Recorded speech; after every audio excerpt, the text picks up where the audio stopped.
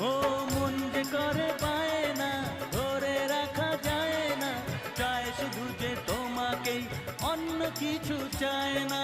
জানাই তোমাকে তা দুটি চোখের ভাষা, এই তো ভালোবাসা।